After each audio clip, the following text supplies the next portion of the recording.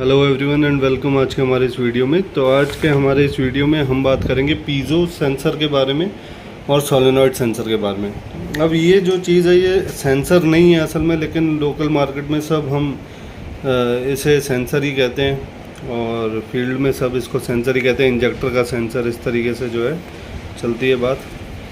तो बात क्या है कि ये एक्चुएटर है और एक्चुएटर वो चीज़ है जो ECU के द्वारा जो कमांड आता है फिर ये काम करता है अपना कोई चेंजेस लाने के लिए। जैसे कि ये हमारे पास इंजेक्टर है, अब मान लो यहाँ से फ्यूल कम जा रहा है, ये नोज़ल है इसकी, ये कम फ्यूल दे रही है, ठीक। तो फ्यूल डिलीवरी बढ़ाने के लिए ECU जो है यहाँ पे सेंसर को या इस एक्चुएटर को वोल्टेज सप्लाई देगा और ज़्यादा वोल्टेज सप्लाई या ज़्यादा पल्स आने से जो है ज़्यादा फ्यूल जाएगा। तो ये काम होता है इनका एक्चुएटर्स का। तो ये दो तरीके के हैं, एक सोलेनॉइड है, ये सोलेनॉइड है और ये पीजो है। तो पहले सोलेनॉइड को देख लेते हैं। सोलेनॉइड में क्या होता है कि ये बीच में जो है ऐसे छेद होता है पूरा आर पार, और इसमें अगर दो पिने हैं तो एक पिन यहाँ से अगर अंदर गई है तो पूरा जो है कॉइल बन के फिर दूसरी पिन से यहाँ पे आ गई है। तो अंदर पूरी कॉइल होती है, यहाँ जब वोल्टेज आता है तो यहाँ इस परत पे मैग्नेट बनता है और बीच में अगर इस होल के बीच में कोई रॉड होती है, कोई पिस्टन होता है, तो वो खींचता है जब वोल्टेज की सप्लाई दी जाती है और तभी ये हमारा इंजेक्टर, ये नोज़ल जो है फायर करता है। तो इसमें क्या अंतर है, ये पीजो जो है ये हमारा पूरा बंद रहता है, इसमें पिस्टन है इस तरीके का और कोई कॉइल नहीं होती है।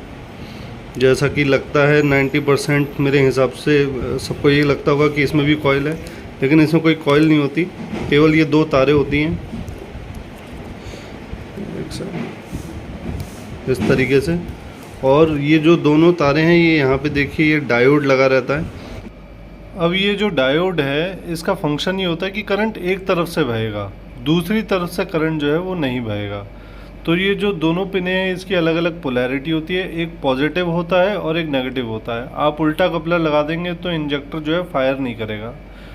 तो हमने देखा है मशीन पे क्या होता है कि जो सेंसर नहीं बोलना चाहिए वो भी जो है बोलने लग जाता है। वो इसी कारण से होता है कि अगर ये डायोड ख़त्म हो जाए और मशीन से अगर वोल्टेज ओवर मिले 160 170 वोल्ट ऐसे मिले इसे, तो इस डायोड में से फिर करंट जो है पास होने लगता है ज़बरदस्ती, क्योंकि वोल्टेज बहुत ओवर हो जाता है। इसीलिए मशीन पे वो सेंसर जो है टक टक टक करके बोलने लगता है और फायर भी करता है। पर जब गाड़ी पे जाता है तो लिमिटेड वोल्ट मिलता है और डायोड अगर ख़राब है तो फिर वहाँ पे जो है वो बोलना जो है बंद कर देगा। तो इस वजह से ये दिक्कत आती है हमें मशीन पे। और कोई भी आप देख सकते हैं किसी तरीके की कॉइल नहीं है, केवल दो तारें हैं जो आपके उसमें जाती है आपके पीजो स्टैक में और फिर आगे फंक्शनिंग इसकी होती है। दूसरी इम्पॉर्टेंट बात कि आप देख सकते हो कॉइल नहीं है तो पिने हैं और दोनों पिने बिल्कुल एक दूसरे से टच नहीं होती हैं। तो दोनों पिनों के बीच में एक रेजिस्टेंस होता है, एक इंसुलेशन होता है। वो इंसुलेशन आपको दोनों पिनों में के बीच में ही मेजर करना है। तो लगभग अगर आप दोनों पिनों के बीच में मेजर करेंगे तो 160 से लेकर के 190 किलो ओम्स तक ये आपको मिलना चाहिए, लेकिन रेजिस्टेंस नहीं है। ये आपको 100 वोल्ट पे चेक करना है, अलग से मीटर आता है, किसी भी नॉर्मल मल्टीमीटर पे नहीं होगा। 100 वोल्ट पे आपको चेक करना होता है दोनों पिनों के बीच में इंसुलेशन, उसे कहते हैं आपका इंसुलेशन टेस्टर अलग से आता है। वो 100 वोल्ट 50 वोल्ट पे भी टेस्ट करने के योग्य होता है और इसे कहते हैं, इसकी ये जो वैल्यू हम नाप रहे हैं वो इंसुलेशन रेजिस्टेंस है। ये अगर ओके है तो फिर आपका डायोड बिल्कुल ओके है और बाकी चीज़ें भी इसकी ठीक हैं।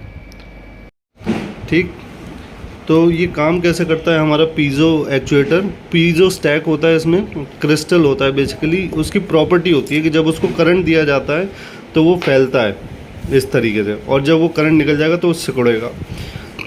तो जब फैलता है तो ये हमारा पिस्टन बाहर आता है, स्ट्रोक देता है और नोज़ल जो होती है वो फायर करती है। तो ये कॉन्टिनेंटल का कंपनी का ज़्यादातर आता है।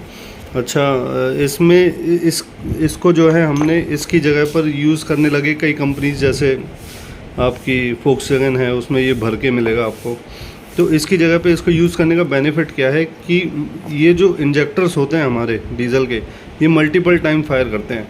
मैकेनिकल में क्या होता था, ये नोज़ल केवल एक बार फायर करती थी जब पिस्टन ऊपर आता था, लेकिन अभी क्या है मल्टीपल फायर होता है, तो इस वजह से ये बेटर परफॉर्मेंस देता है मल्टीपल फायर में। तो इस चीज़ को थोड़ा डेप्थ में भी हम देखेंगे, तो इस चीज़ को थोड़ा डेप्थ में देखते हैं।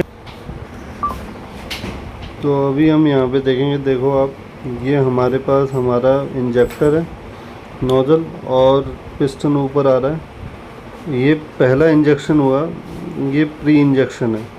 अब ये मेन इंजेक्शन हुआ और ये पोस्ट इंजेक्शन। तो ये जो मल्टीपल टाइम्स फायर हुआ है नोज़ल के थ्रू, ये सोलेनॉइड में 3 बार हुआ। जैसा आपने देखा, पहला हुआ प्री इंजेक्शन, फिर हुआ मेन इंजेक्शन और फिर लास्ट में हुआ पोस्ट इंजेक्शन। तीनों के अपने महत्व हैं। क्या महत्व है ये इसका अलग से वीडियो ऑलरेडी है। अभी पीज़ो में क्या होता है कि ये आप 5 बार करा सकते हो, 2 प्री इंजेक्शन, 1 मेन इंजेक्शन और 2 पोस्ट इंजेक्शन। और उससे बेनिफिट यही है कि जो गाड़ी की एफिशिएंसी होती है या जो आपका पॉल्यूशन होता है वो रिड्यूस होता है, एफिशिएंसी आपकी बेटर होती है, जो साउंड होता है वो ज़्यादा अच्छा था, और जो परफॉर्मेंस होता है वो बहुत ही फार बेटर होता है। अगर आप फोक्सवैगन की गाड़ियों को देखेंगे तो मारुति या hyundai की गाड़ियों से काफ़ी ज़्यादा जो है उसमें पिकअप या जो एवरेज है बहुत ज़्यादा रहता है। तो ये सारे बेनिफिट्स होते हैं पीज़ो इलेक्ट्रिक एलिमेंट को यूज़ करने के लिए। तो